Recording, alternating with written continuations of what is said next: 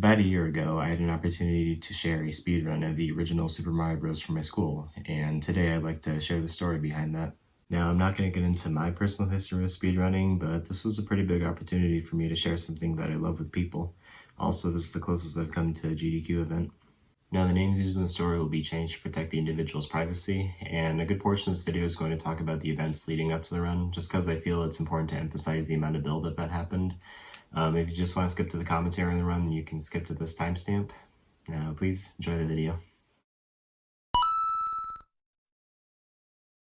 So back in the high school I went to, every year we had a week-long event called Arts Fest, where students could show off their talents and skills in whatever art form they wanted.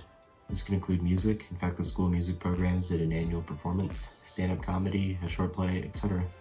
However, the part that was always impressive to see was along the hallways, because kids would post up visual art pieces they made, because my school had no shortage of painters and drawers. Now, I was always a band kid in high school, so I never participated in the festival outside of a graded performance, but when I was a freshman, I had already picked up speedrunning as a hobby, and the second game I really tried to learn was the original Super Mario Bros. From 1985.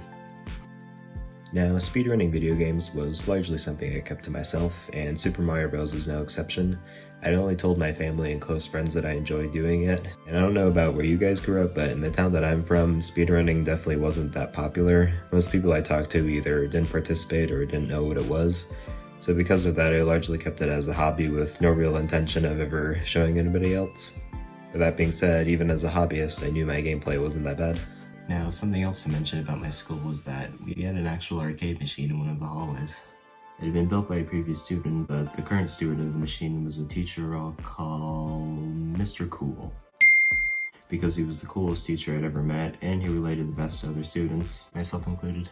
Anyway, during my junior year, he started to get retro games on the machine. Now, these games ranged from NES to Sega Genesis all the way up to N64, and of course, one of these games was Super Mario Bros. He already knew about my gaming habits because I had previously set school records for classic games like Donkey Kong, Pac-Man, and Galaga. One day, he noticed me speedrunning the game on the machine, and he seemed impressed. He asked me how I was able to do that, and I told him it was just some rap memorization. Now, I didn't find this out until later, but apparently Mr. Cool had been wanting to do a gaming event for the Arts Fest for years now. The problem was he didn't really have a method to make that happen. However, we both knew that speedrunning could function as a performance art, so once he discovered me, that was his eureka moment. Now, Mr. Cool asked me if I would consider running the game for the Arts Fest. I told him that I didn't really feel ready to run the game in front of people, and if I was going to run a game, I'd much rather run a game like Halo CE, which was the first game I had learned how to speedrun. I also said that I'd want to at least wait until I had gotten an original NES, because at the time I didn't have any home consoles that could run the game. Mr. Cool was disappointed, but he told me to keep it in mind. Now, I did kind of forget about the offer, but I didn't stop practicing just because it was my hobby, and because of that I was able to get better by the next year. Now, fast forward to the first semester of my senior year. I was in sociology class one day when I noticed that Mr. Cool was going to be substituting for us. He then asked me again if I wanted to run the game for Arts Fest, and he also told me that I could be a representative for the gaming club. Now, I had gotten a little better at the game, but the thought of doing it in front of a live audience was still terrifying. I still hadn't gotten around to getting an NES, and I still would have preferred to run a less fast-paced game. But I also knew it'd be one of my last chances to leave some kind of impression behind in the school, and the arts committee said that they wanted each act to run about 5 minutes each, so that made Super Mario Bros. The perfect choice. So I accepted.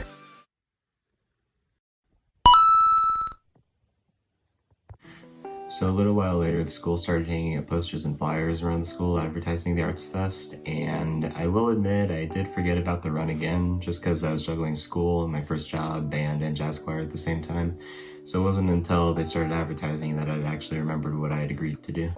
So to provide some more context about the Arts Fest, obviously they have a limited amount of space and time, so you have to fill out an application if you want to do a performance or submit an art piece. And then you have to have an interview to talk about what you need, and so the committee can determine whether or not your act is school friendly. Now, I had already gotten an application because my art teachers would always hand them out to students, but I was still debating on whether or not I even wanted to do this. I mean, I was still nervous as hell, and even though I agreed to do it, nothing was really set in stone. But after some internal debate and Mr. Cool pushing me to submit the application, I finally decided to do it, and this is the point where there was no turning back.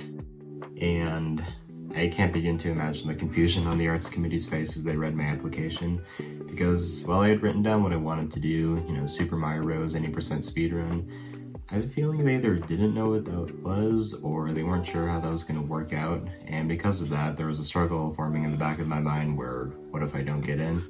To try to combat that, I had asked Mr. Cool if he could vouch for me for the community, just in case there was a struggle, and he said he would, and while that definitely would have helped, there still wasn't a guarantee I would actually get in. If you're watching this, Mr. Cool, I appreciate all the help, and I'm sorry I waited so long to start collecting retro hardware. Thankfully though, he didn't have to vouch for me, because as I was called into the interview, they told me that they had accepted me. So the way that these interviews worked is that during the school day, the office would call down each student at a time for the arts committee to do their interview. And one day while I was in art class, I got a note from the office telling me to go.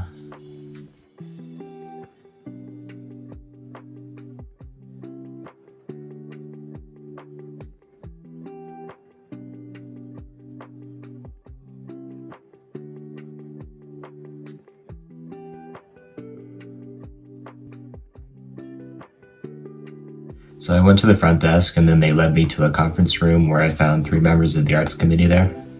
2 of them I didn't know, but the one up to the right is a friend that I'll call Sam.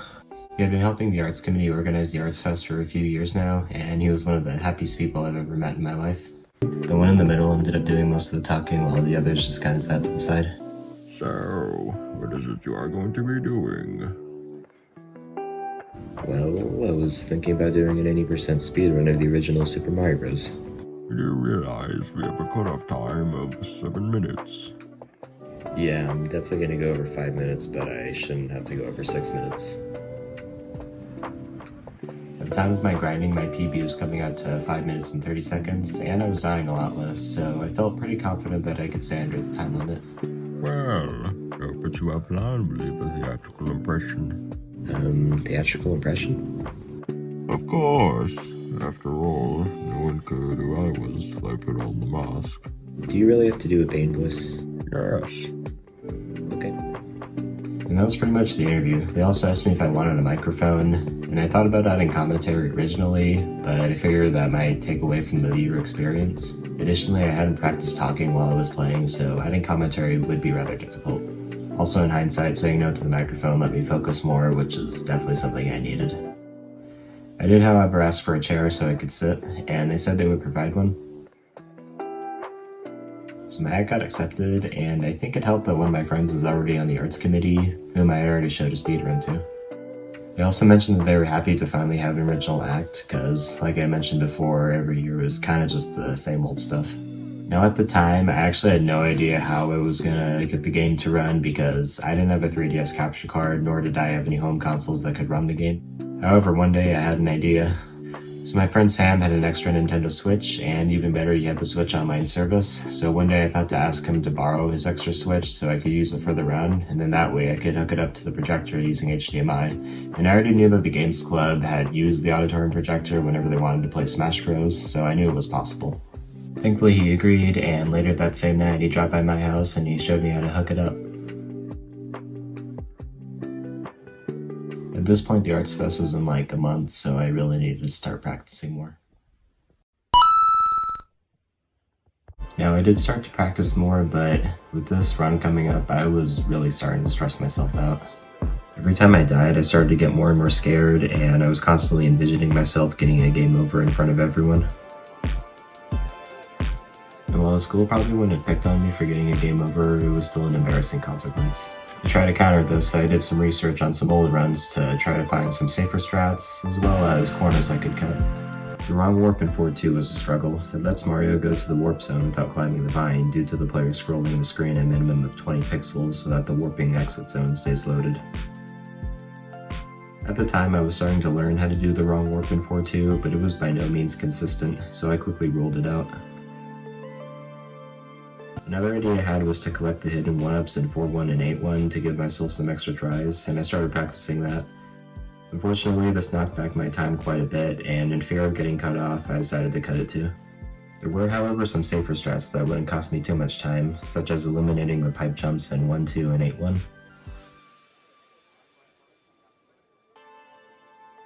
Eliminating the bullet bill glitch in 8-2.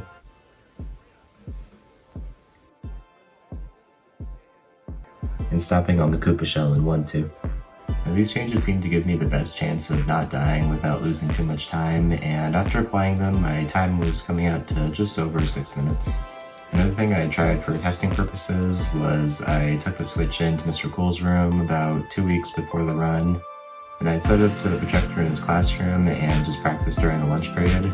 And that was also the first experience I had with running the game in front of people, and it gave me a good taste of what to expect on the actual run day.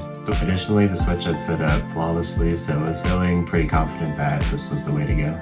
Also, with a few people in the classroom, I was surprised how into it they were getting, and while I was confused, it did give me a good taste of what to expect on the actual run day.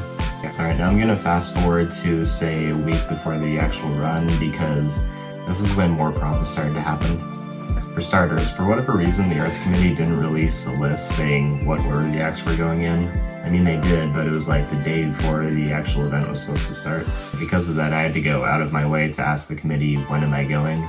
They told me they weren't exactly sure, but they did tell me I'd be going somewhere near the start. I also asked them why, and they said it's because I was an original act and they wanted to show me off first. If you asked me, they could have planned this out better.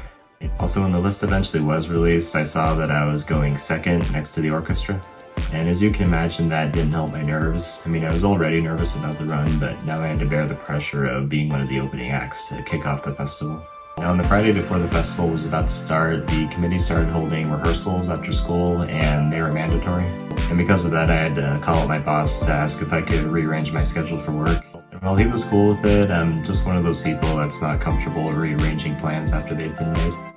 Now, walking into rehearsals, I was pretty confident that the Switch was going to work, and essentially what I was doing was the equivalent to a sound check. I was just making sure that the hardware worked and that the console could connect to the speakers, and essentially figuring out where I was going to stand and play this. Originally in the beginning, I figured I'd be sitting more towards the center, especially since if I had to face off to the corner, it's going to screw up the angle I was looking at the screen, and it would just throw me off because the physics would look different. Additionally, earlier in the week, I had asked one of my friends, who I'll call Roland, how to actually set up the console to the projector and how to turn everything on, and it seemed pretty straightforward enough. Also, now that I think about it, for whatever reason, a lot of the band kids were also tech kids. So when it was my turn, I went to hook up the Switch to the projector, and then I sat back down and tried to start the game, and immediately there was a problem. I can't really show you, but the projector was showing a large amount of input lag for the game. I think it was barely a quarter of a second, and I don't know if it was an illusion or not, but it seemed like the faster that Mario ran, the worse that the lag got. And while in the casual setting that's irritating, in a speedrun that is absolutely disastrous because that throws off all the muscle memory you've built up for the past however many months or years you've been working on the game. So with that input lag, I could barely play the game. I actually game over it on 1-2 because of it. Now, Mr. Cool was also at rehearsals because he was rehearsing with his student band. And I told him that we had a big problem and that because of the delay, I wasn't comfortable running the game. He said he heard of the problem before and he figured it was a setting on the projector, and he said it could be fixed with the remote, so he took me down to the library where we tried to find one. And I don't know if that's true or not, but I'm sure you guys that are more tech savvy than me can confirm whether or not delay is adjustable on a projector. While we were in the library, the librarian was searching around for a remote that was specific to the one that we had in the auditorium, but unfortunately she said that she couldn't find one. She then said that the school could order a remote for the projector and it would come out of the school's budget or something. I don't really know how to explain it. She said something about teachers being allowed to spend a certain amount of money per year or clubs spending a certain amount of money. And I guess the remote was within that budget, but if the expenses went over budget, then it would have to come out of the teacher's own pocket. I don't really know how it works.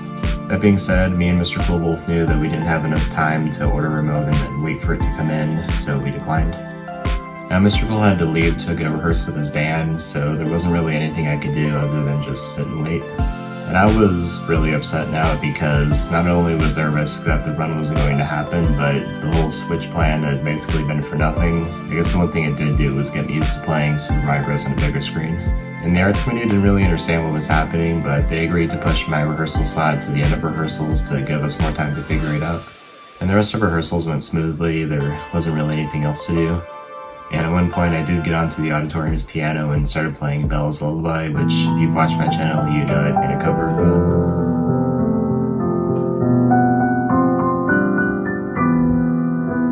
And the funny part is some people heard me playing that and recognized it, and one of the directors said if my speedrun falls through, then that should be my backup plan. After that, I just sat back down again and waited for rehearsal to be done. Now, after Mr. Cool was done, I met back up with him, and we were both stressing out, so we went back up to his room to discuss our options. And Mr. Cool had copies of the games in the arcade machine downloaded to his computer, so one option we had was for me to play the game in his room, and then we streamed that live to the rest of the school. Or subsequently, I recorded myself doing the run, and then we showed that to the rest of the school on the run day. Me being the devil's advocate, I suggested we could call the run off completely, which he really did not want to do. And then Mr. Cole had a 300 IQ moment. He suggested he could download Super Mario Bros. Onto his laptop. I sync a wireless controller to his laptop, we hook that up to the projector, and then I can play the game that way, and that's what we decided to do. And Mr. Cole started to download the game onto his laptop, and I didn't have a wireless controller on me, so we downloaded from the arcade machine, and it seemed to work fine. We then brought his laptop back to the auditorium, and by this point, most everyone was gone. The only people that were left were the tech people and like one director. So we hooked it up to the projector the same way we would with the Switch, and it seemed to work alright. The only problem we were having was getting the laptop's audio to connect to the auditorium speakers. But this also had a hidden benefit because it was looking at the laptop screen instead of the projector screen. I could stand pretty much anywhere I wanted and still play. And one setback we had was this was the end of rehearsal and I had to run the game on Monday. Thankfully, Mr. Cool said he was coming back to the school on Sunday to rehearse with his band and that I could come if I wanted to. So I agreed to do it, and I said I would bring a wireless controller with me, so he gave me his phone number and we made the plan official.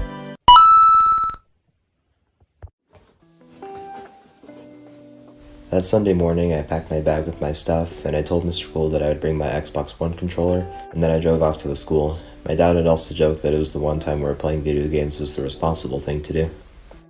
I got into the school early, so I just decided to sit and wait. I could also see some of the band kids there that were also waiting in their cars. Eventually, Mr. Cole showed up, and he led us into the school with some struggle. The school had one of those card-scanning security systems that was really finicky and borderline unreliable, but that's public school for you.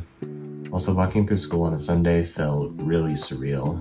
Kinda looked like one of those liminal space videos or photos that are all over the internet now. I tried to get the controller hooked up to the laptop, but my bad luck had another failure for me in store because I realized that I walked out of the house like an idiot with a controller that was out of batteries. And Mr. Cole was rehearsing with his band at the moment, so I didn't want to bother him for too long, so I quickly told him that the controller was out of batteries and that I would drive home to get some new ones. He agreed that that sounded like a good idea and that when I came back he'd let me back in, so with that I was off. So I quickly sped home from the school, and while I was doing that I was cursing myself for letting the batteries die at one of the worst possible times. But once I got home, I quickly replaced the batteries in my Xbox One controller, and I quickly grabbed a bunch of additional hardware just to be extra prepared. This included my two Xbox 360 controllers, the Switch Joy-Cons, two Wiimotes, an extra HDMI cord for my Wii U, and some extra batteries. Once I got back to the school, I called Mr. Cool to let me back in, and after a few attempts I finally got through to him.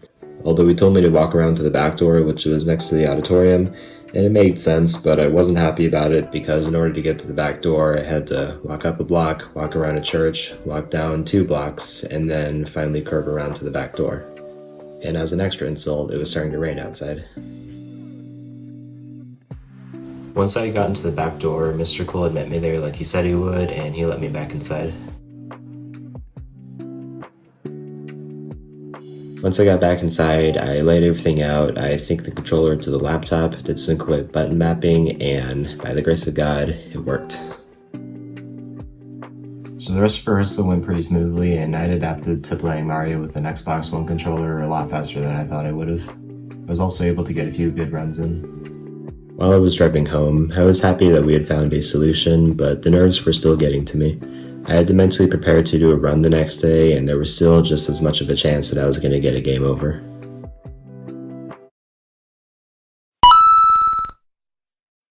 I woke up that morning feeling the adrenaline flowing, but I tried to get ready like normal, with the one difference being that I was dressed up. I did this obviously because I wanted to look presentable for the Arts Fest, but also because I could then call myself the best dressed gamer. For everyone else, the day seemed normal, but I could see some other people dressed up, most of them being from the orchestra. Some people also asked me if I was performing that day, to which I confirmed that I was. They then asked me what I was going to be doing. Now, a lot of people had been asking me what I was going to be doing, but I didn't want to spoil the surprise. Instead, I just told them it was something different, and it was something I was planning with Mr. Cool. The first class was pretty uneventful, but thankfully I didn't feel nervous. The next class, however, I was having a mini freak out. I was also nervous because I didn't know the official call time of when performers were supposed to go to the auditorium. Thankfully, one of the orchestra kids was in my class, so I asked him and he said performers were supposed to meet in the auditorium at 10 because the art fest was starting at 10:30. Reluctantly, I just sat there waiting until the clock said 9:50 while enduring the burning stomach I had.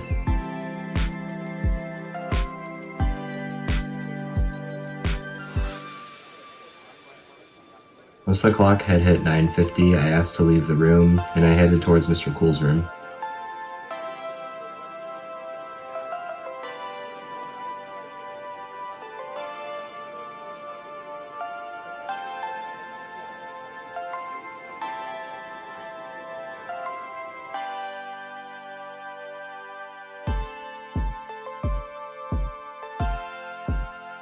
Mr. Cool was still teaching his class when I got there, so I just sat at an empty desk until it was time to go.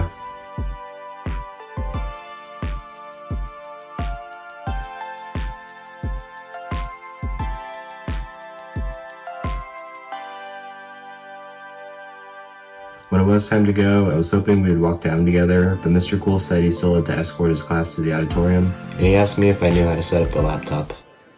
He showed me the previous day, and with a bit of poking around I was able to figure it out, so I told him that I did. He then gave me his laptop and told me to go down to the side of the auditorium where the teachers stand, start the emulator, sync up the controller, and then he'd meet me when he was done. So I grabbed my stuff and headed down to the performance area of the auditorium. Now this is the corner where I was crouching down and trying to get the emulator set up. I was able to get the emulator working quickly, but for whatever reason the controller wasn't interested in syncing to the laptop. And keep in mind, this is also while the orchestra was performing, so I was on a bit of a time crunch to get this working. Another trick I discovered to get the video working on the emulator was actually opening the software twice in a row, and after trying that and attempting to resync the controller again, it finally worked. After that, I quickly remapped the buttons, and then the only thing I had to do was keep the laptop from falling asleep until Mr. Cool got down there. I'd also planned to play music through my earbuds just to calm me down, but unfortunately I wasn't able to get that working in time. Once I finished, I brought my stuff up to the corner of the stage, and the arts committee brought the projector screen down. And of course, the one thing that they didn't have was the one thing I had asked for, which was a chair for me to sit in, which also meant I had to do the entire thing standing up. While I was trying to get the laptop hooked up to the projector, I heard the committee announce that I'd be playing Super Mario Bros. And I heard some confusion in the audience, but I knew they'd understand pretty soon. Once I got it hooked up, Mr. Cool asked me if I wanted him to say anything specific, so I told him to say that I was representing the games club, that I was doing an 80% speedrun, and I was going to go until I either beat the game or got a game over. Also that my time estimate was 6 minutes. So we went up on stage and he said everything I told him to say minus the time estimate. He also asked to borrow my phone so he could use it as a stopwatch, and to close out his speech he pulled my phone out of his pocket and hit go on the stopwatch. Yeah, this part's kind of on me because I forgot to tell him that in a standard speedrun, the timing starts when 400 appears on the screen. And because of that, it took me by surprise when he hit start, and I just grabbed the controller and was frantically trying to hit start, trying to get the game going. But after that, the run had started, and I was a few seconds late.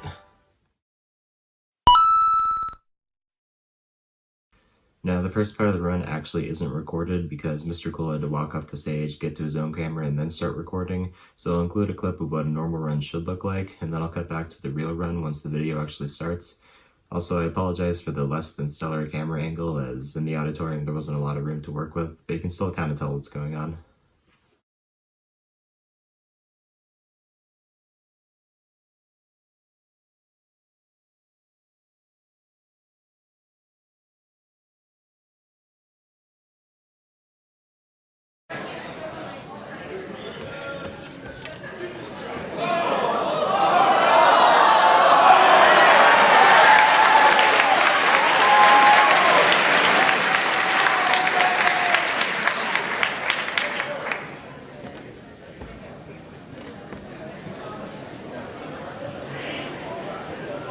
Okay, so 40 seconds.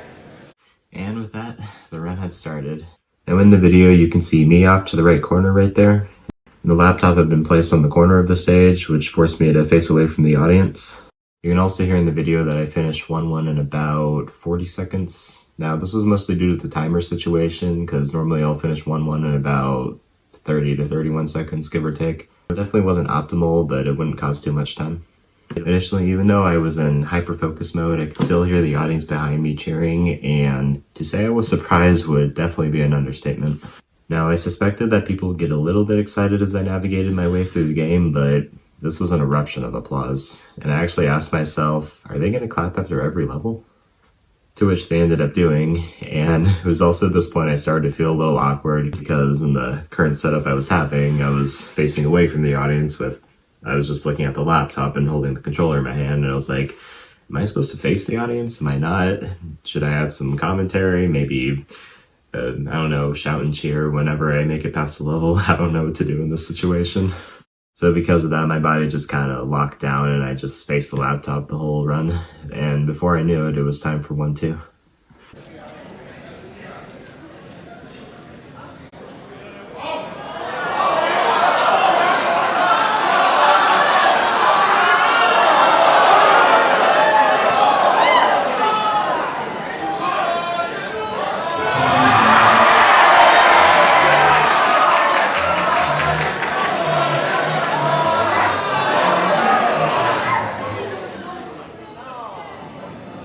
With 1-2 over, I could finally relax a little bit because the next level, 4-1, was going to be the easiest level of the run. I also felt a wave of relief wash over me because when played optimally, 1-2 is one of the harder levels of the run. If you listen closely, you can also hear that halfway through the level, the auditorium speakers had finally come on, and that was another problem we were having during rehearsal. I later heard from the arts committee that backstage, the tech crew had been just scrambling trying to get the laptop to hook up to the speakers once I started. Additionally, some of the game club's kids said they were chanting my name during the run, which you can hear in the video, and God, hearing that just felt so surreal and awesome. But with that, I can move on to the easiest level of not just the run, but the entire game, 4-1.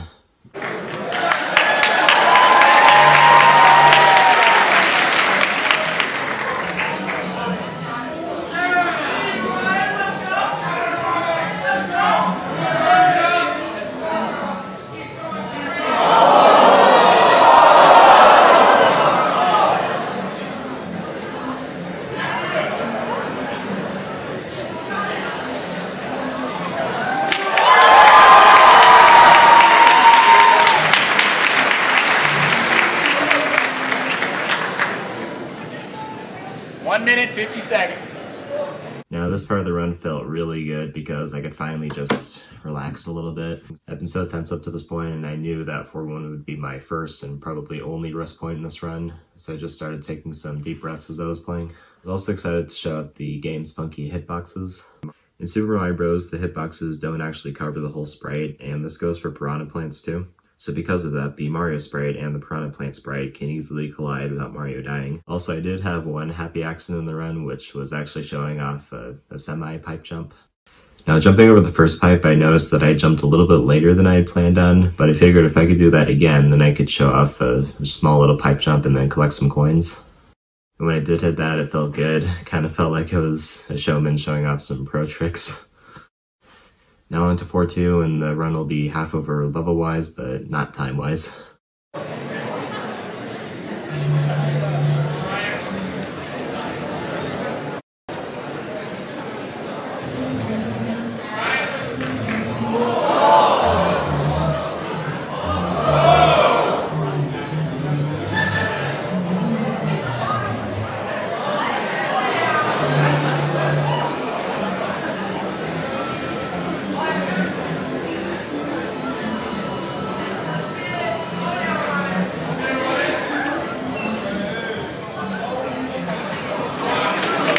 Now, there's really not that much to say about 4-2. In fact, I think the only part I choked on was trying to climb the blocks to get to the vine. Although I do hate watching this part because now when I'm doing runs, I actually can do the wrong warp.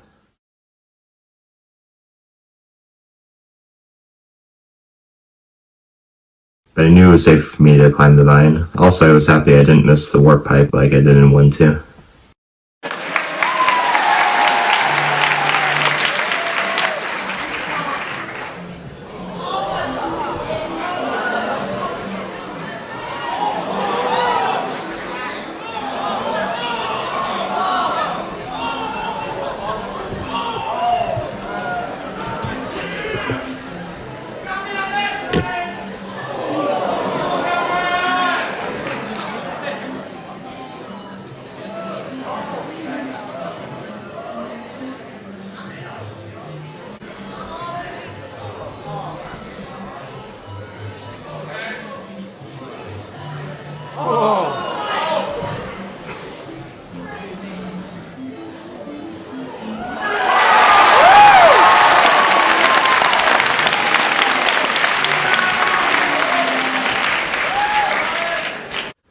8.4 2, there's not a lot to say about 8.1. In fact, the nice part about 8.1 and 8.2 is if you're using relatively safe strats, the levels look a lot harder than they actually are. In fact, even when I was learning the game, I was always able to navigate those levels without any save states. The only part of the level that I did choke on was failing to jump over the block tower when I should have, and because of that I had to wait longer for the paratrooper to get over me. Alright, now on to 8.2. This is the last world, by the way.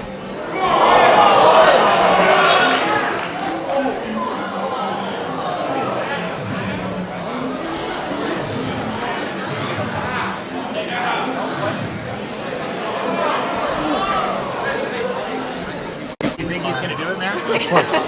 You think he's gonna get it? Definitely, yeah. No way.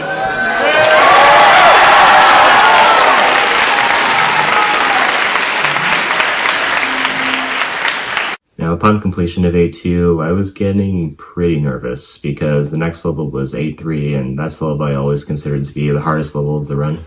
Although during the level I was able to pull off the stair climb without dying, which gave me another boost of confidence as I had been failing that in practice. With that, let's move on to the dreaded 8.3. Okay, no pressure to Ryan, but this is the hardest level in all of Mario Bros. 8.3.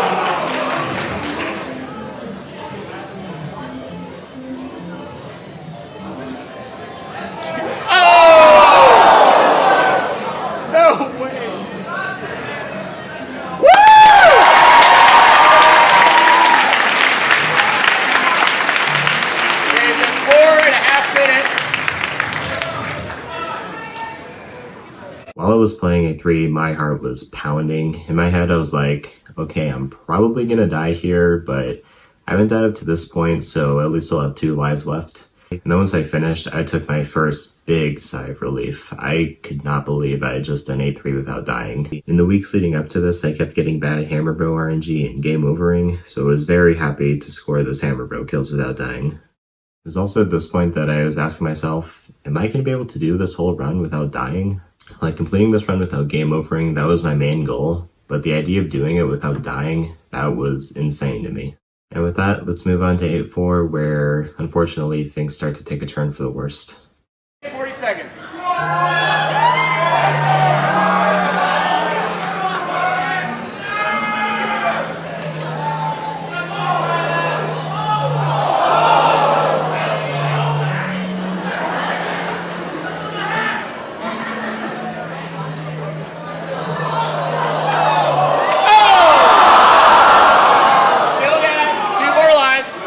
And with that, my first death happened, and my hopes for a deathless run had been shattered. Now, I definitely anticipated death going into this run, so I wasn't completely freaking out when this happened, but I also found it very ironic how it was happening in the last level of the run instead of 8.3. You can also see that I tried going for the wall jump in all of these attempts. Now, the wall jump is a frame-perfect trick in Super Mario Bros. Where Mario can jump off of a pixel-wide platform that's generated by Mario's forward momentum, temporarily clipping him inside of a wall. Now, obviously, the game will correct itself once this happens, but if you can tap A quick enough, then you can still jump before it pushes you out completely. Now, I'd gotten this trick a couple times in practice leading up to the run, and I knew regardless of what route I was using, it was a relatively harmless trick to attempt, so I decided to go for it. I just didn't think navigation in that room would lead to my first death.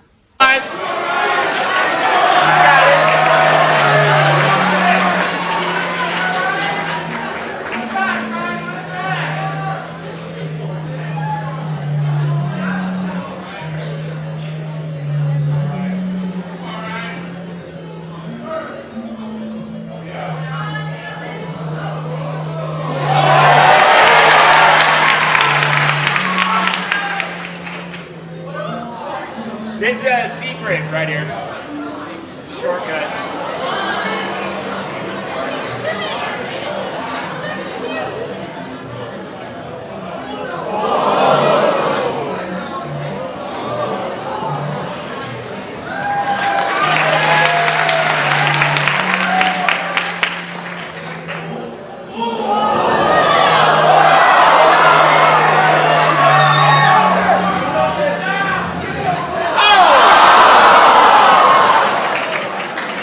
My second death happened, and the crowd that was once cheering for me now fell silent.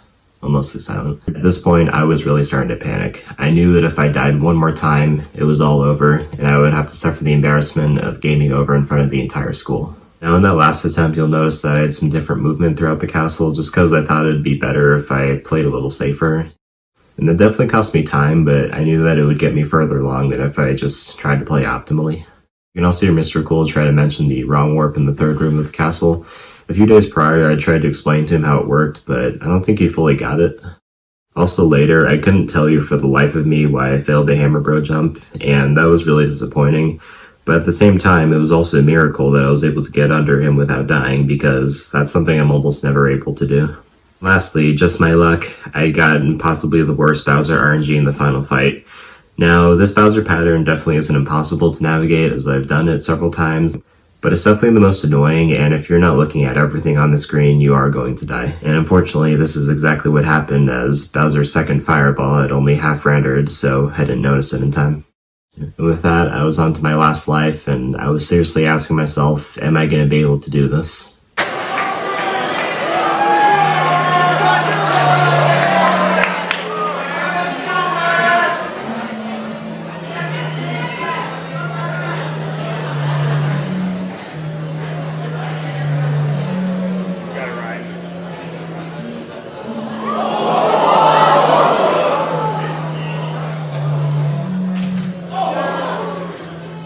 Oh no, oh no. Okay.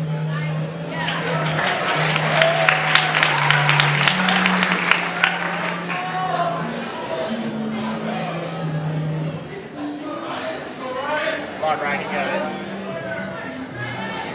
Breathe.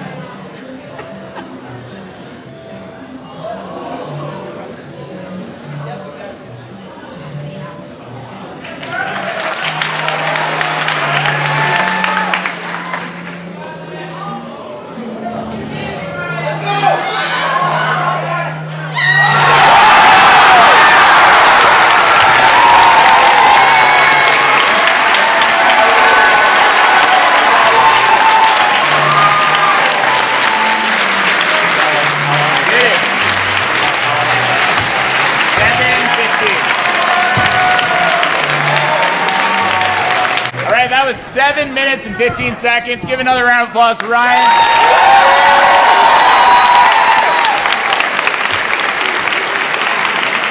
Good job, man. That was awesome. Great job. I choked a bit at the end. You got it. You beat it. You accomplished your goal. And with that, the run was finished. Oh my god, I was ecstatic because, like I said, at this point I was really starting to panic, and the fact that I had made it through, I can only describe that as, I don't know, God answering my prayers.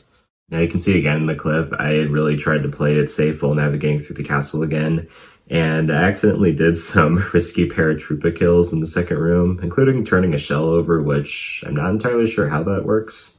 I don't really look back too fondly on this 8-4 run. It's definitely one of the worst 8-4s I've ever done, especially since I had failed the second hammer bro jump again, which it was another miracle that I was able to make it through. Now, I had hoped for some good Bowser RNG, like you can see in this clip, but the Bowser RNG that I ended up getting, it still wasn't optimal, but I quickly noticed that if I just stood next to him, I could just barely slip under him and touch the axe as he jumped. You can also see in the clip that I had thrown my arms up in excitement once I had finished, which I still laugh at to this day. Watching this back, seeing the happy faces of the audience always makes me happy. Now, my final time for the run ended up being 7:15, or upon retiming 7:06, which, yeah, that's kind of a bad time, but in my situation, I don't think I have a lot of room to complain about that. For the most part, I was just happy that I had gotten the run over with.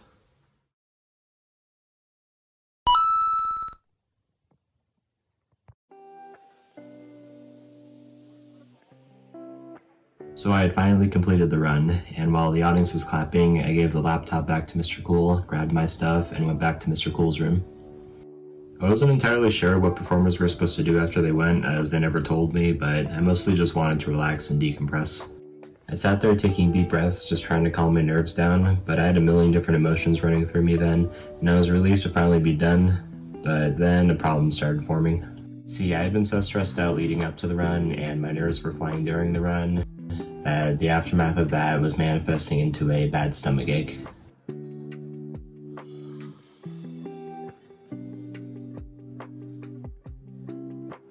Mr. Cole came into the room to congratulate me on the run and to get a few things for his band. He also said I could chill out into the room until I was more relaxed. And once I felt better, I should go to the auditorium to watch the rest of the show.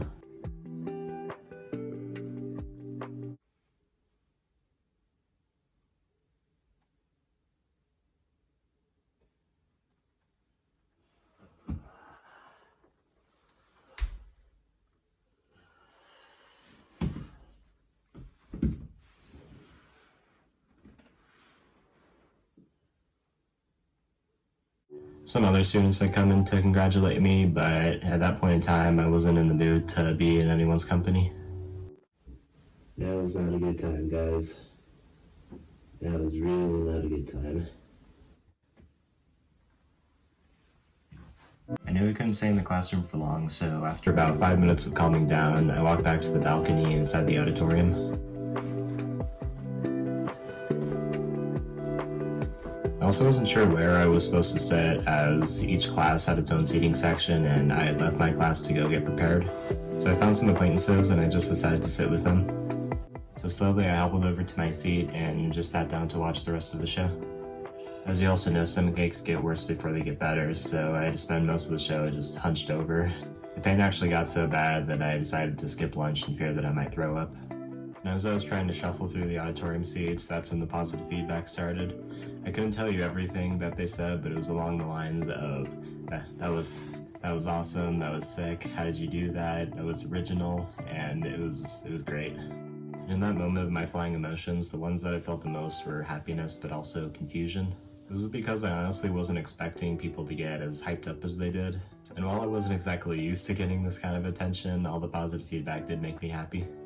The rest of the show was interesting. Some acts were good and some acts were bad. One I remember is two kids that planned on doing the one chip challenge in front of everyone, and if you've seen my channel, you know I've eaten that, and after that I can say with confidence, do not do that. Like, seriously, don't do that. Thankfully their chips couldn't come in time for whatever reason, so they did an interpretive dance instead, and honestly they weren't that bad. Eventually Mr. Cool's band went on stage, and honestly they were pretty good too. Among the other acts, you could tell that they were some that had prepared better than others, and so as to make sense, they had been rehearsing all year long. Thankfully, my stomach ache had been gradually going down during the show, so I was eventually able to sit up straight again. After the show was over, I went back to Mr. Cool's room because Games Club was happening that day, and that's where I got a lot more positive feedback. And the club had been anticipating this run for a few weeks now, so this was a big payoff for them. They were congratulating me, some even hugged me, and thankfully nobody mentioned how long the run actually was. We didn't actually have anything planned for that day, so as a bonus I asked Mr. Cool if he could pull up Mario 64, and then I got to show up some Mario 64 speedrunning for them while they watched. Although I will say adapting to Mario 64 with an Xbox controller I found a lot harder than Super Mario Bros. With an Xbox controller. I also asked if they were going to add speedrunning to their list of activities, and they said they didn't know. I suppose it makes sense, as that would be rather more expensive and probably not inclusive activity for them. I also heard from several people that I unintentionally almost gave them heart attacks because apparently dying twice in the last level was just as suspenseful for them as it was for me. I'm a little embarrassed to say, but with all the compliments I was getting, I was starting to feel pretty prideful of myself. At least until my dad talked to me and he told me not to let the pride get to my head. As the days went by, the recognition was getting less and less, which was to be expected, although some of my favorite comments were by teachers later. One of my English teachers said he wasn't expecting something in the Arts Fest to be that entertaining, which made me laugh. And another one said that I killed his childhood, which made me laugh even more. I think my favorite result of the Arts Fest was a conversation I had with a friend that I'll call James. He caught me in the hallway and he asked me to explain a few things about the run, so I explained how the hitboxes and a few tricks worked. And in the end, it was just a nice conversation. This also kind of relates to what happens next. Some kids in my school were, let's say, prone to hyperfixations, and they were still talking to me about the run even months after I had done it. One of them also said he started watching Mario speedrunning videos on YouTube, so I may have unintentionally left either a legacy or a trend behind. And that's pretty much it as far as the story goes. It's still one of the most special experiences I've ever had in my life, and I would totally do it again. A little bit later, Mr. Cool also had me run Mario 64 and Super Mario Bros. 2. It wasn't for any special event, it was just in the lobby and people could watch if they wanted. Although to be honest, there's not much of a story to be made out of those experiences. Also, Mr. Cool, if you're watching this, thanks again so much for all the help and encouragement you gave me. You're one of my favorite teachers I've ever had. I hope you can find another student in the future who has a talent that you can encourage. Alright guys, thanks for watching.